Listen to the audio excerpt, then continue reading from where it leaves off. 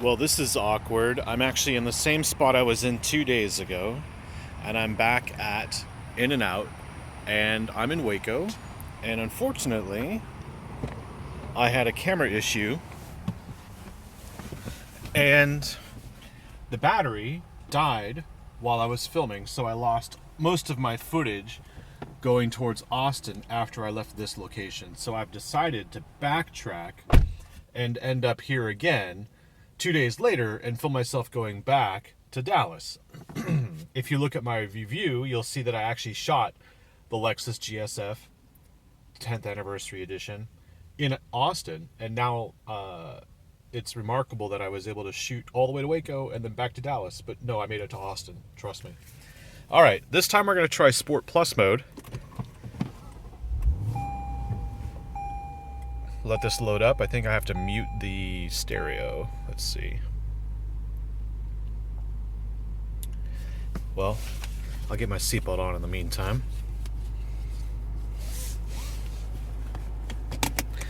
And it's darker out, so there's not much to show you other than what's going on inside and outside, but this should be easier for the camera. All right. Weird music. Whatever Pandora's playing. I'll mute that. Okay, so we are going back north to Dallas. We're going to put it into Sport Plus mode. So we go over once, we go over twice. There we go, Sport Plus. And we'll get on the freeway. Let's do that right now. Go ahead and put that in reverse. Backup camera with rear cross traffic detection, and there's no cross traffic.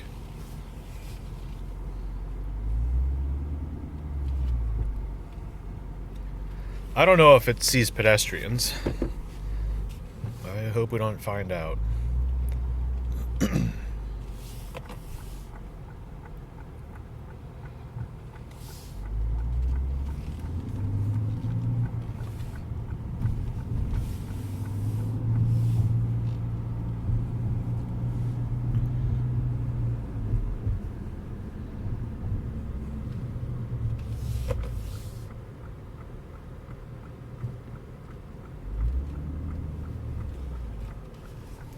Huh, coming from a one-way street. So weird.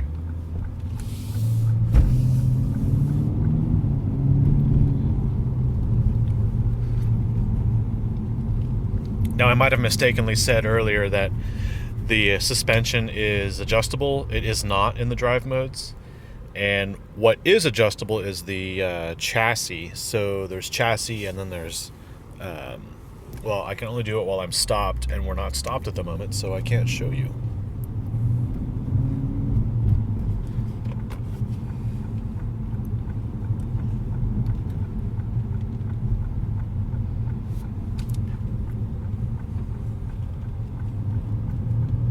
Here's the on-ramp. Conveniently close and conveniently behind other people, so it's going to take a while to get open.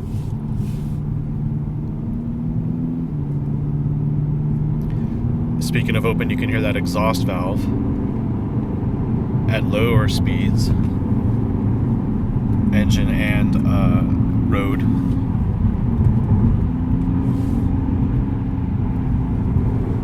Here we are again in Waco. Here's the Baylor Stadium. The cool lighting here on the bridges. Oh yeah. We are in a construction zone, so kind of pointless to be in Sport Plus right now. But why not? We'll open it up when it opens up. In the meantime, we'll talk about this car. Pretty firm, pretty stable. I do like how it doesn't induce any fatigue whatsoever. I can be in normal mode, and then if I feel a little, I don't know, bored, pop it in Sport Plus, and then the adrenaline gets flowing. And hopefully, when we get to a clear area, we can just kind of give a sample of it. Doesn't look like we will. I guess you're just going to have to stay tuned here and keep watching this video until I can open it up. I don't know what to do. We just kind of got into a bad pocket of traffic.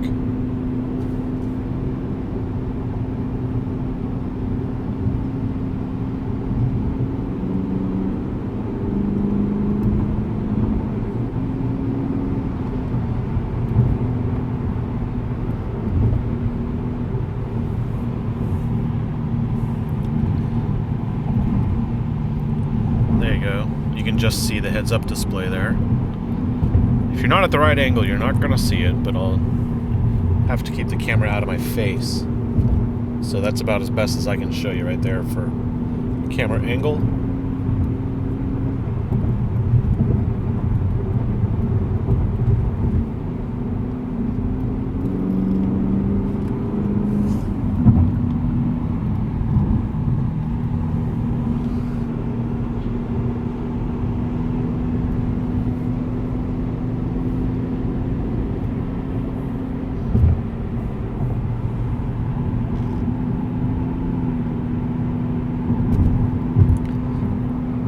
In the back, you hear that kind of like rumbly, tinny, open exhaust can sound. That's in the Sport Plus mode. If I push down on the drive selection, it goes away immediately. And then if I go into Sport, you still don't hear it, but then Sport Plus, it's immediate. There's a valve. There's obviously a valve. We'll move over.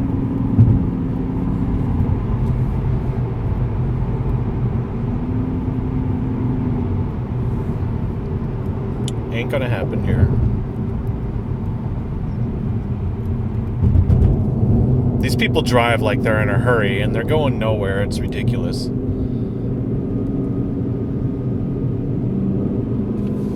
They just don't want anyone in front of them, yet there are people in front of them. So, and then they're all in the same lane. So here we go. We're gonna open this up.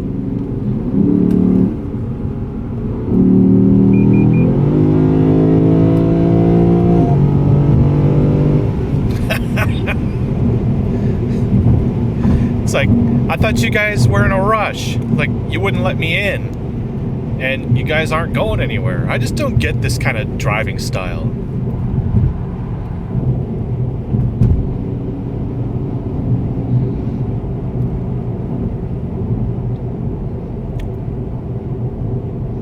What does that sign say? Rough week ahead? No, watch your speed. Of course. It'd be easier to do if people just weren't trying to be jackasses.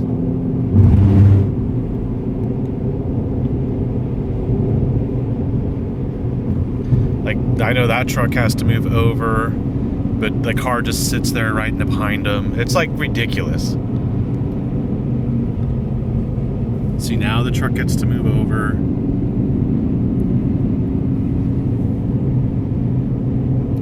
But we're clear. We are free.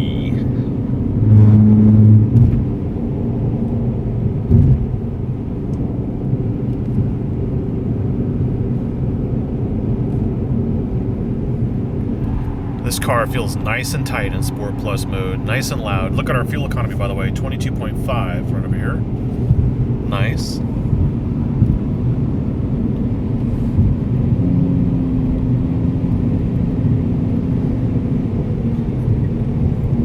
And you might hear that little side wind noise. That's actually from the sunroof. I have the shade open. I know you can't see anything, but up here is the shade. If I close it, that sound's gone. So have no worries.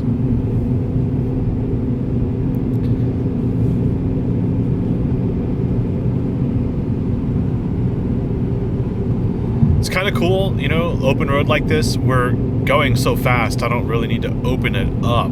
That's the thing. I know you want to hear it, but right now we heard a little bit of it, but it may be prudent to pull over off the road, stop, and then do like a run from a standstill. I don't know if we still want to do that, because no one's on the road right now, and I don't want to get back caught up with that traffic that we passed. But maybe I'll open it up somewhere around, I don't know, somewhere. How about that? I'll leave it at that. Open-ended. Keep watching. Obviously, if you're watching this, you really like the GSF. You like it more or as much as I do. Nothing wrong with that. This is a spectacular vehicle, and it will continue to be for the next 20 years, just like the E39 M5.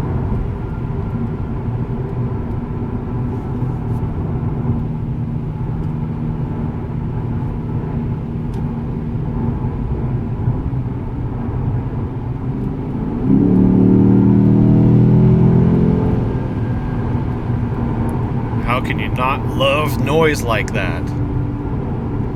I don't know why people love Teslas. They spend more than the $92,000 this costs to have a Tesla. I mean, the range on this is spectacularly low because the fuel tank is actually smaller in this than the two-door coupe, the LC500. And the hybrid actually has a larger gas tank than the V8 version of the LC500. But in this car, even though the engine's up front here and the fuel tank is in the back, the fuel tank isn't that big. In fact, our range on half a tank is 142 miles. So 300 miles on a tank is like nothing really. And we're averaging 22.3 in this Sport Plus mode. So it's not a bad car at all to go across Texas with, in my opinion. It's almost great.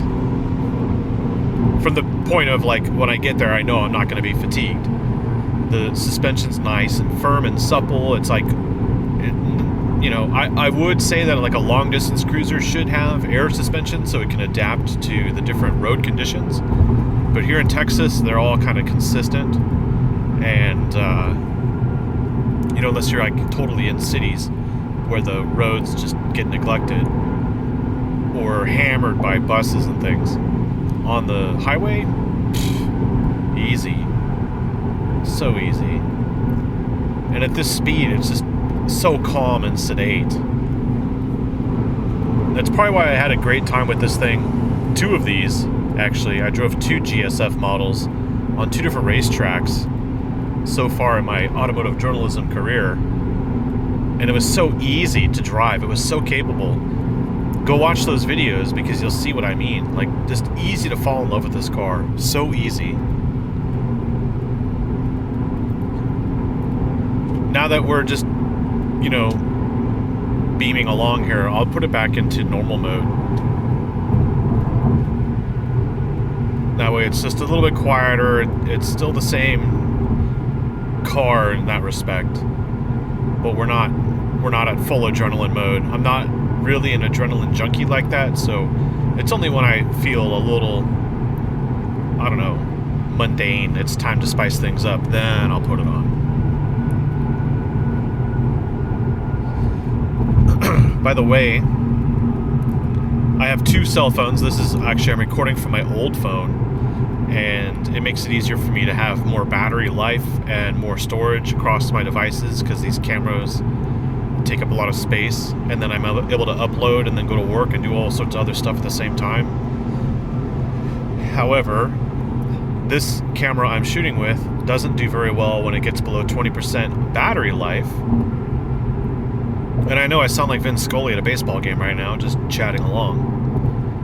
But I'm really trying to find a way to spend $1,000 on a cell phone that has a camera that's only used as a camera, because I like the idea of being able to shoot and possibly edit and then upload directly from the camera. Notice how drama-free this whole thing is, by the way, just driving along. I feel like we're sailing.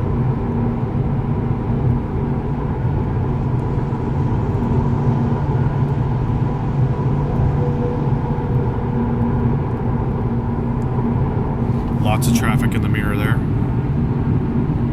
These are not auto-dimming mirrors, by the way. I don't see them dimming. The center mirror is, but the right mirror is. Well, that's funny because on the Toyota Avalon Touring V6, both outside mirrors dim, but not on the $92,000 Lexus GSF. Back to the road here.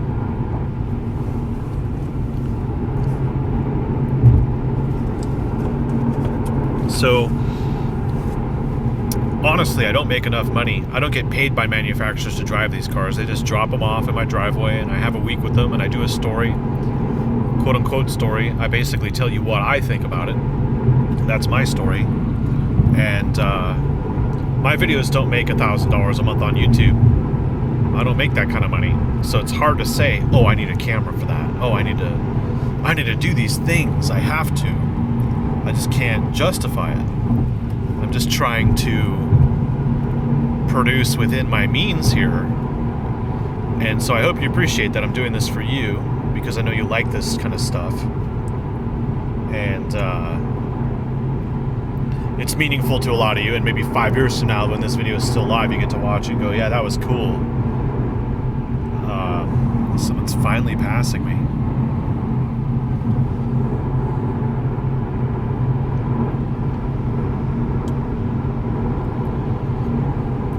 So I don't really need donations. I'm not asking for moolah.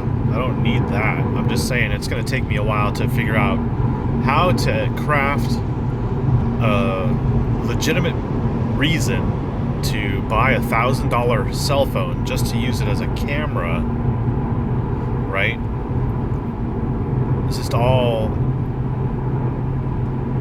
It's all just a lot of thought that has to be put into it, because I want to keep creating videos, but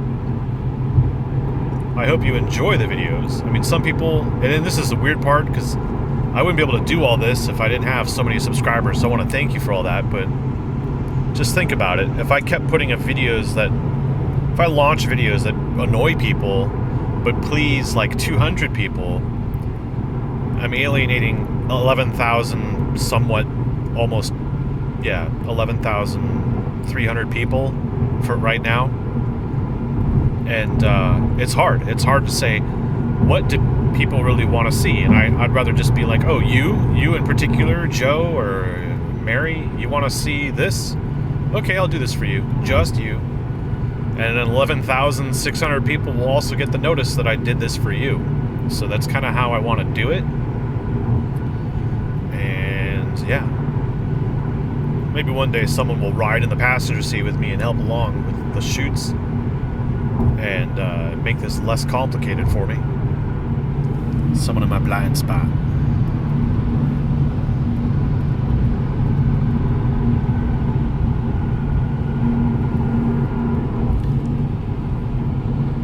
Okay, so I definitely went a little slower, and that person went a little slower. Are they going to cut in? I don't understand.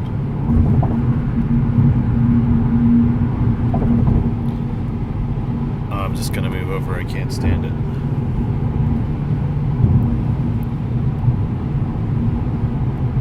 This is downhill, by the way.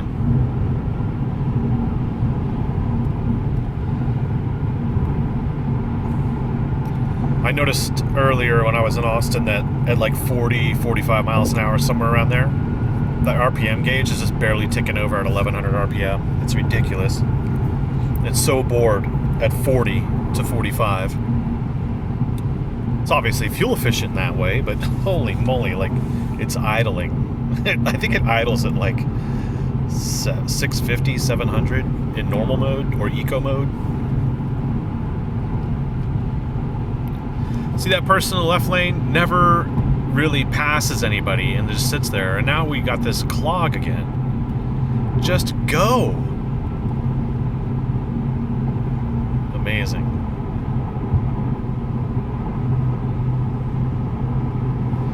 That person succumbs to peer pressure easily. The Psychology of Driving by Brian Grant. Psychology is great. I should do one called Psychology with Friends.